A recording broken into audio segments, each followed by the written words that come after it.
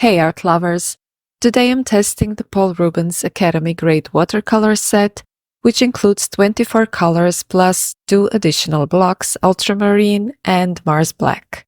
I reviewed this set while creating a tutorial in a coloring book last week, and if you're into coloring, you can check out that video to see how these paints perform in a coloring book setting.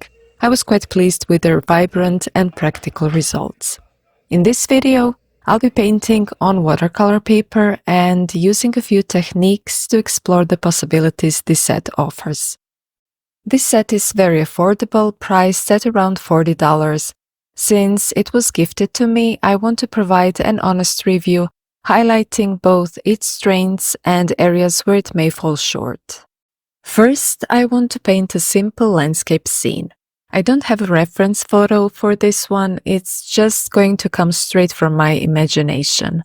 My main focus here is to test how these paints handle washes and how the colors mix when using the wet-on-wet technique. This is something I couldn't explore fully in the coloring book since the paper there doesn't react the same way as watercolor paper. To start, I'm wetting the entire surface of the paper to prepare it for the wet-on-wet technique. Then I'll use a light blue color to create the base for the sky and clouds. One thing I've learned from painting landscapes is that unless you're trying to depict a dramatic stormy sky, it's best to keep the sky soft and delicate. A pale, understated sky helps balance the composition and makes other elements like trees, mountains, or fields stand out more. So I'm adding just a touch of blue here and there, letting it naturally blend with the water and spread across the surface. I'm not being too precise because the beauty of the wet-on-wet technique is how the paint moves and creates organic, unpredictable textures. For a landscape, a little improvisation can really make the scene come alive. I struggled a bit with the distant mountains here.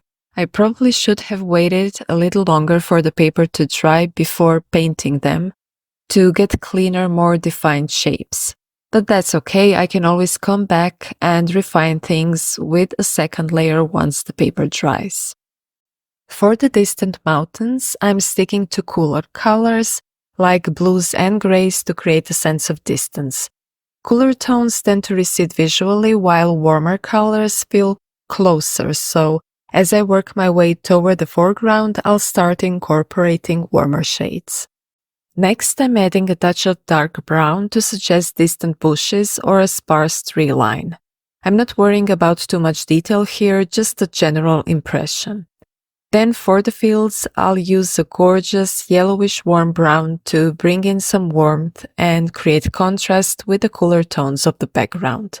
I'm letting the colors blend and mix naturally in some areas, which can create interesting textures and transitions. Once the entire paper is filled, I'll let it dry completely before adding any details or layers.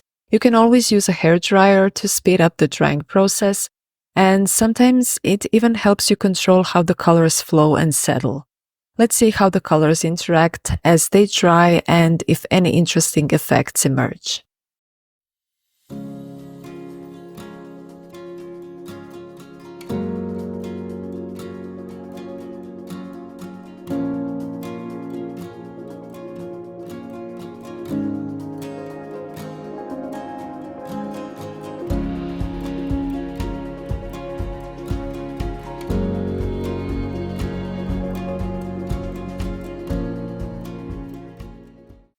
As we can see, the colors have dried slightly less saturated, which is completely normal for watercolors. However, I've noticed that the dark brown has a bit of a grainy texture.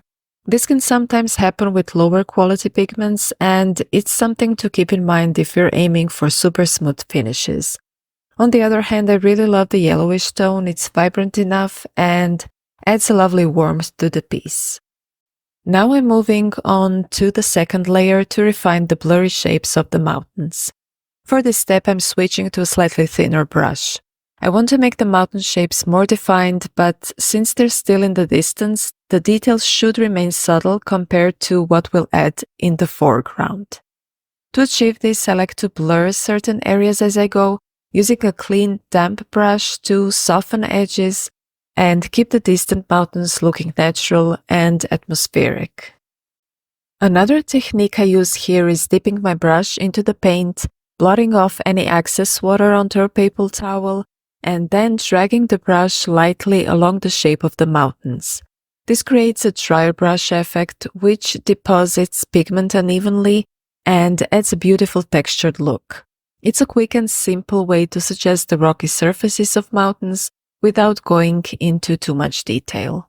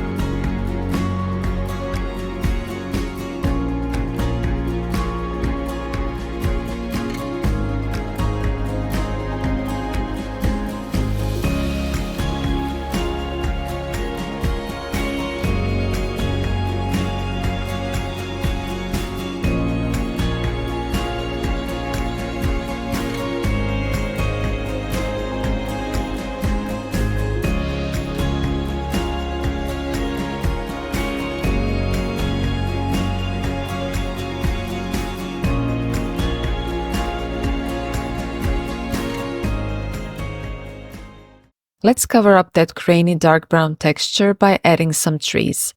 For this, I'll use a detail brush to create simple tree shapes.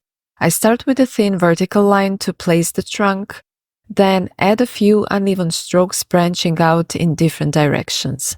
Pine trees in particular are naturally uneven, with their branches growing at all angles, so there's no need to make them perfectly symmetrical. Since these are small distant trees, we don't need to add much detail. Just a few clear tree shapes are enough to suggest a forested area in the distance. I also like to keep a clean brush handy to gently blur parts of the trees.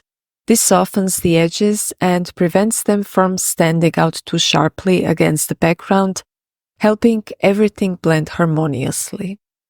I'm not sticking to the same dark brown for all the trees either. Instead, I'll mix in a lighter shade to make this area more visually interesting. I might even splatter a bit of an even lighter tone to see how it interacts with the rest of the scene. Sometimes these little experiments add unexpected charm.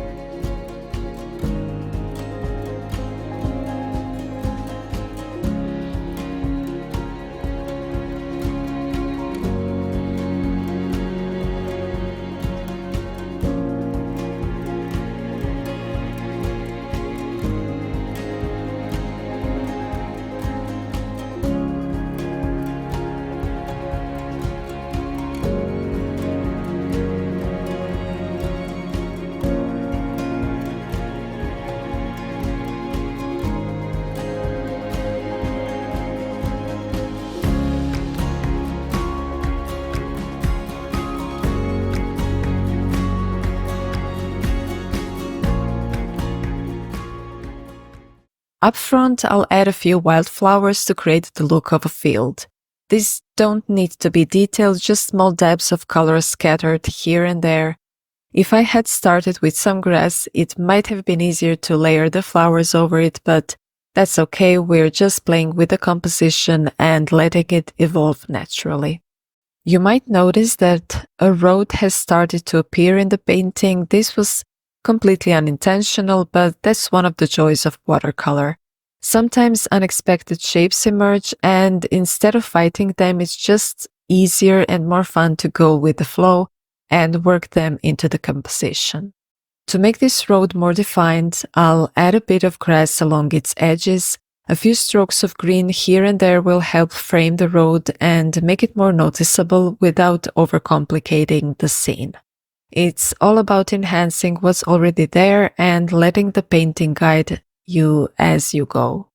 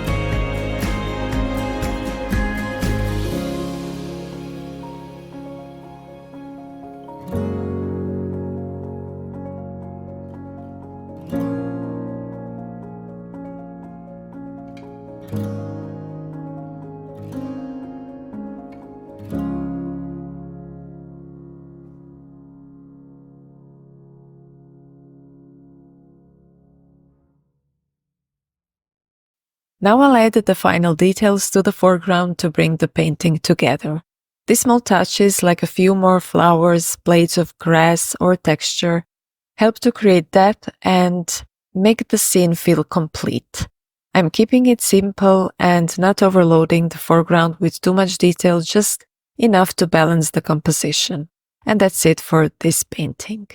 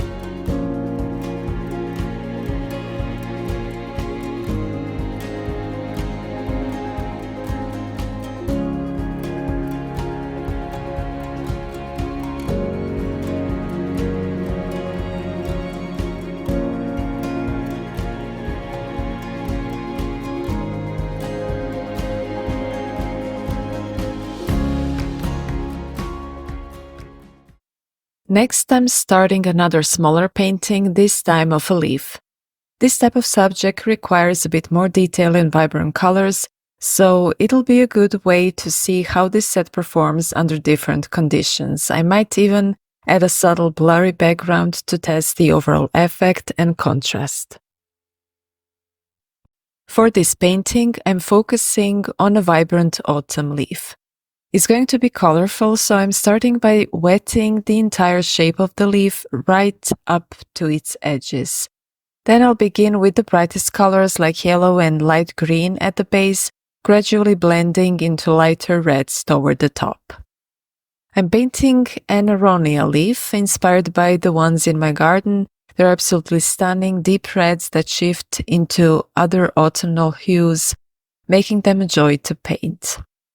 For the first layer, I'm using the wet-on-wet technique to establish the placement of the colors and let them blend together naturally. A touch of brown for the leaf stalk adds a grounding element to the composition.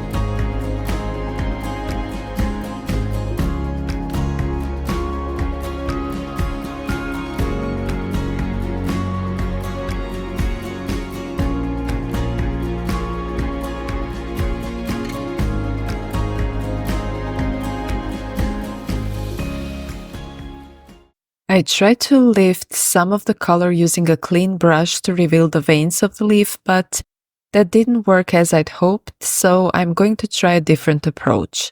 I'll use the edge of the paper towel to gently blot the areas where I want to lift some color. This should give me a better effect for pulling up the pigment and creating those lighter, vein-like details in the leaf. Once I'm happy with the initial washes, I'll let it dry completely before moving on to the next steps.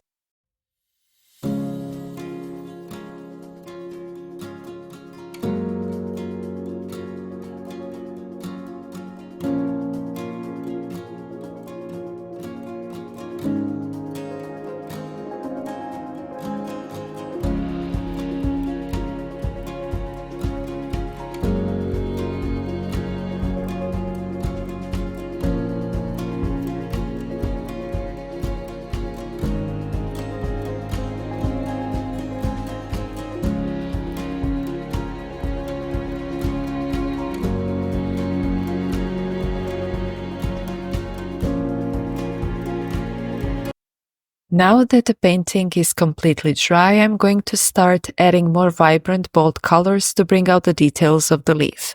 I'll begin with reds and then add darker tones along the edges.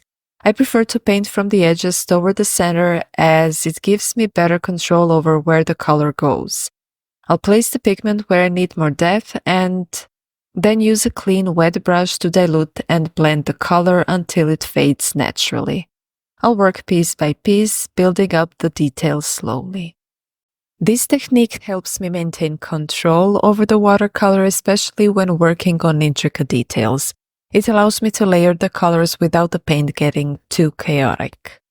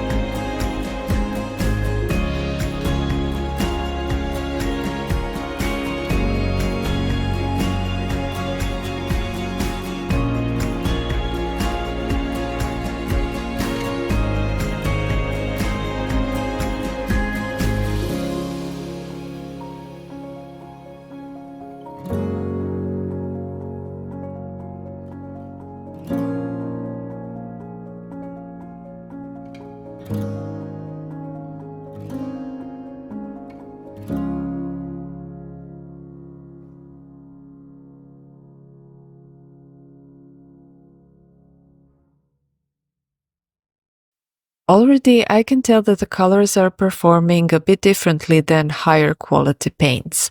They tend to spread more unpredictably, which makes it a bit harder to control the painting. The pigment behaves a little differently, and it's something to keep in mind when working on detailed pieces like this. Placing darker colors on the edges and leaving the yellows in the center can also help create the illusion of the leaf bending or curving, which adds some depth and dimension to the composition. It's all about playing with the contrast and creating the effect you want. I'm also painting this leaf from imagination, so it's not based on a reference photo. I'm just letting the colors and shapes guide me as I go.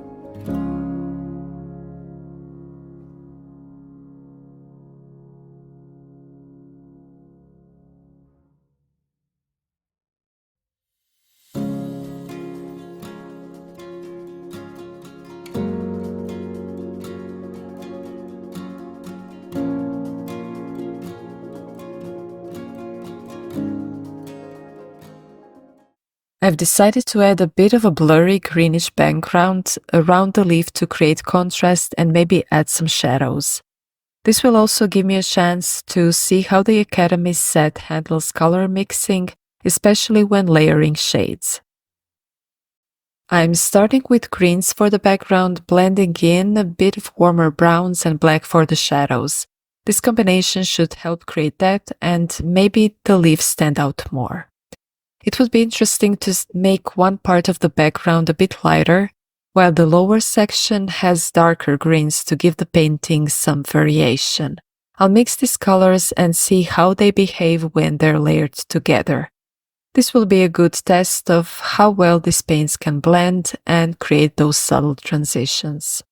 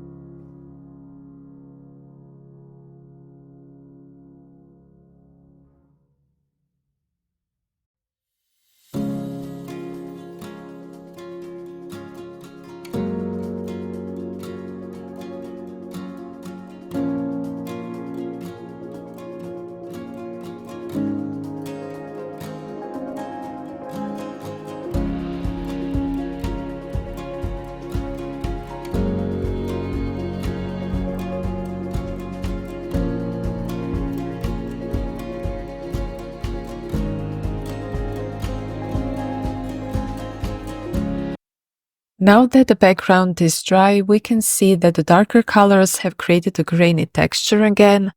The black didn't spread as smoothly as I'd hoped. I also feel like I added enough pigment for the background, but the greens and browns didn't mix as well as I expected. The result has lost a lot of its vibrancy, so I'll definitely need to add another layer to bring the background back to life. To add some subtle interest to the background, I'll use a bit of red in certain areas to create blurry, out-of-focus leaves. I don't want them to be too noticeable, just some soft shades scattered around. Green and red are complementary colors, which means they create a beautiful contrast when placed next to each other. However, when mixed directly, they desaturate each other, turning into grays or blacks, so I'll try to avoid mixing them directly, but I'll use the red along the edges to enhance the overall effect.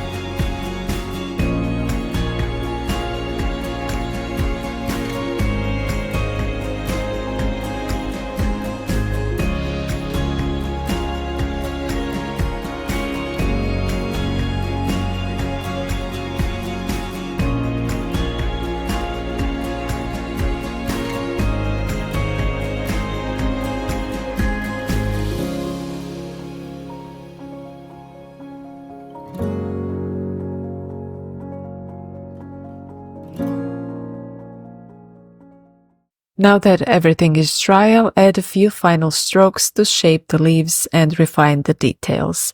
And that's it for this leaf painting.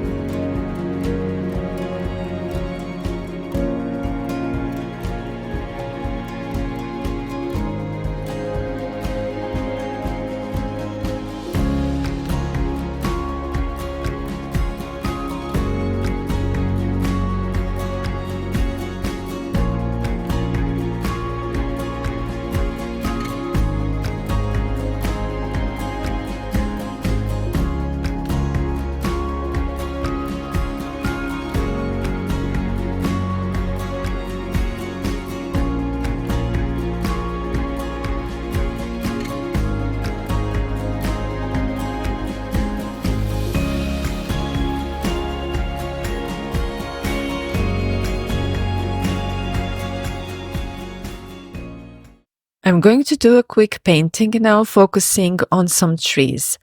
First, I'll soak the paper entirely and then add a bit of green to create the base where the trees will stand. This time I'm painting distant trees again, and I love how they turn out in a blurry, moody setting.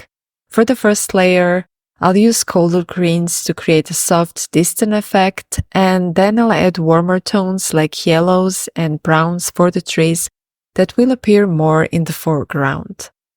I enjoy the contrast between cool and warm colors, so I'm going to introduce those warm yellows and browns in the foreground to make it pop.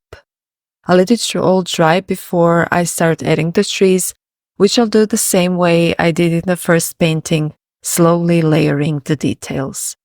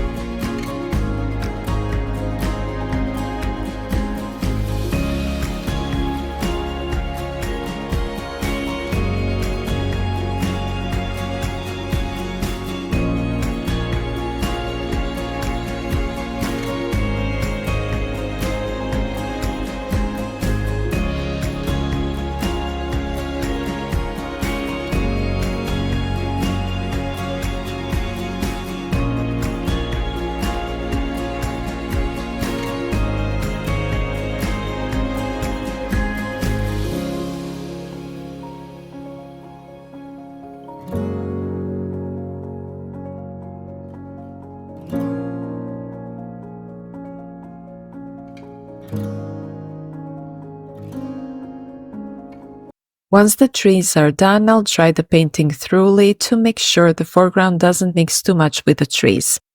In watercolor, it's important to be patient and build up layers rather than trying to get everything perfect all at once. For the final step, I'll add a bit of grass and flowers to make this simple painting more interesting. So I'll start by drawing the grass and flowers in the dry areas, and then I'll drag my detail brush into the still wet areas at the bottom, allowing the color to blend naturally. If there's too much brown and yellow in the foreground, I'll introduce a bit of green to balance things out. I'll also add a touch of yellow to the green areas to create harmony across the painting. A few final tweaks, and that's the painting done.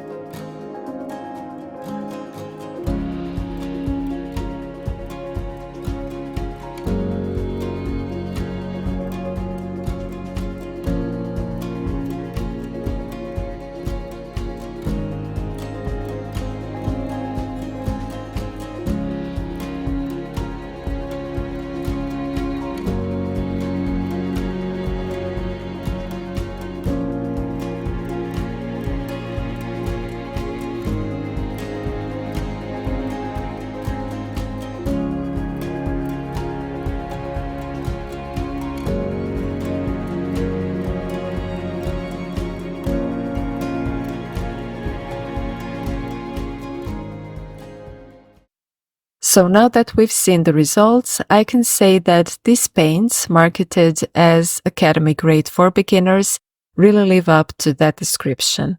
The colors are vibrant and the selection is fantastic for a very affordable price, making them an excellent choice for anyone just starting with watercolors. That being said, there are a few things to note when using them. I noticed the slightly grainy texture in the darker colors on watercolor paper, and darker washes can lose some vibrancy, especially when mixed together. However, the brighter colors hold up beautifully. Since I was working with cold press paper here, I believe they might perform even better on smoother paper. Overall, I really enjoyed using these paints in coloring books. They're perfect for anyone wanting to practice in books, sketchbooks or journals, and they shine in that context. As for painting, I'd recommend them for practice. While they may not behave exactly like professional grade paints, the price and variety of colors make them a fantastic tool for experimenting and improving your skills. I hope this tutorial was helpful to you. You'll find all the details about the paints in the description below. Thank you so much for watching. If you enjoyed the video, feel free to give it a like, and if you'd like to see more, you're welcome to subscribe. I'll see you soon in my next tutorial.